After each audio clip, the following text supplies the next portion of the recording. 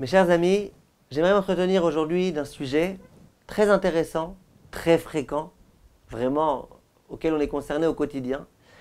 Et les gens n'ont pas toujours une réponse suffisamment claire à ce sujet. Il s'agit de la bracha acharona. Lorsqu'on consomme un aliment, il y a une bracha à réciter au moment où on s'apprête à le consommer, ce qu'on appelle la bracha rishona. Et il y a une bracha qu'on récite à la fin. Et il y a une différence énorme entre bracha rishona et bracha acharona. La différence, en un mot, c'est que bracha rishona, il faut la réciter même sur un tout petit quelque chose. Je mange un tout petit morceau de gâteau. Si j'ai un profit de cette consommation, je dois réciter la bracha. Alors que pour la bracha acharona, on va voir qu'il y a une certaine quantité qu'il faut avoir consommée.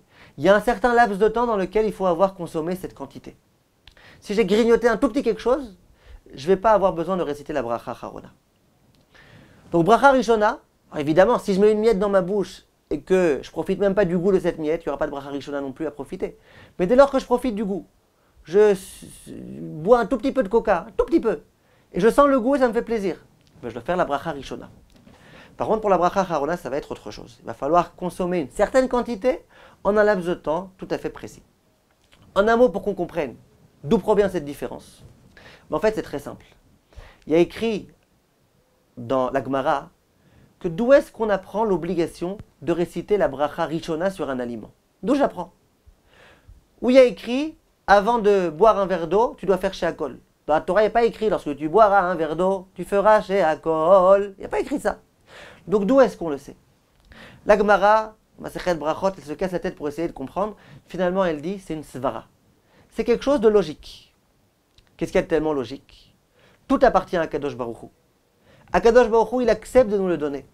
Et bien avant de nous servir de quelque chose qui appartient à Kadosh Baruch Hu, il faut l'en remercier. C'est logique. Logique pure. Quelqu'un me donne quelque chose, je lui dis merci, et après j'en profite. Hachem me donne des aliments, il me donne à manger, il me donne ma parnassa, et bien il faut que je l'en remercie. C'est une logique. Si on considère que la bracha rishona, on la prend d'une pure logique, et bien la logique c'est que je dois remercier que je profite un peu ou que je profite beaucoup. Que je profite d'un tout petit morceau ou d'un grand morceau, ça ne change rien du tout. Par contre, la bracha acharona, d'où est-ce qu'on la prend? Pas simplement de la logique. On la prend du Birkat Hamazon. Au sujet du Birkat Hamazon, il est écrit Va'achalta vesavata ou berachta. Une fois que tu auras mangé et que tu auras été rassasié, tu béniras Kadosh Baruch Hu. Il y a un rave un jour qui disait en s'amusant, il disait souvent les gens ils viennent dans les mariages, ils mangent, ils mangent, ils mangent, ils mangent. Et puis comme ça, en une demi-heure, ils ont tout mangé, puis ils s'en vont. Ils s'en vont même avant le Birkat Hamazon, avant les Sheva Brachot. Il dit ces gens-là, ils ont mal compris. Ils ont cru qu'il y avait écrit Va'achalta vesavata ou barachta. Tu mangeras, tu seras rassasié, tu t'enfuiras. Il n'y a pas écrit ou barachta, écrit ou berachta. Et tu béniras. Attends la bracha. En tous les cas, dans le Birkat Hamazon, il y a écrit tu mangeras et tu seras rassasié et tu béniras. Ça veut dire quoi? Ça veut dire que la bracha acharona, pour la bénir, il faut qu'on considère que la personne elle a mangé. Grignoter un petit quelque chose, ça ne s'appelle pas avoir mangé. Pour réciter la bracha acharona, il ne suffit pas d'avoir dit j'ai profité. Il faut que le profit soit accompagné d'une consommation. Qu'on puisse dire tu as mangé. Moi, je vous pose une question. Je prends par exemple 3 grammes de pain et je le mange. Ça s'appelle que j'ai mangé. Après Torah, ça ne s'appelle pas que j'ai mangé. Pour considérer qu'on a mangé, il faut qu'il y ait un kazaït. Et je parle maintenant d'aliments qui sont à état solide. Après, on parlera des choses qui sont à état liquide parce que les halakhot seront différentes. Pour l'instant, je parle de choses qui sont à état solide. J'ai mangé un kazaït. Ça veut dire 30 grammes. Ça s'appelle que j'ai mangé. Si j'ai mangé 10 grammes, ça ne s'appelle pas que j'ai mangé. Et donc, il n'y a pas de bracha acharona à réciter. Après la consommation, il n'y aura pas de bracha à réciter. Ni à la mechia, ni Birkat Hamazon, ni rien du tout. Maintenant, il n'y a pas simplement le facteur quantité qui va intervenir. Il y a aussi le facteur temps. Ça veut dire quoi? Imaginez, je prends un pain au chocolat qui pèse effectivement 30 grammes, 40 grammes, et je le grignote. Ça me prend une journée de le manger. Je grignote un tout petit quelque chose, après un tout petit quelque chose, ça me prend une journée de le manger. Est-ce que ça s'appelle avoir mangé? Ça s'appelle pas avoir mangé. Ça s'appelle avoir grignoté, mais pas avoir mangé. Ah, mais à la fin de la journée, il s'avère que j'ai mangé plus qu'un kazaït, que j'ai mangé 30 grammes. D'accord, tu as mangé 30 grammes, mais tu as grignoté, ça s'appelle pas manger.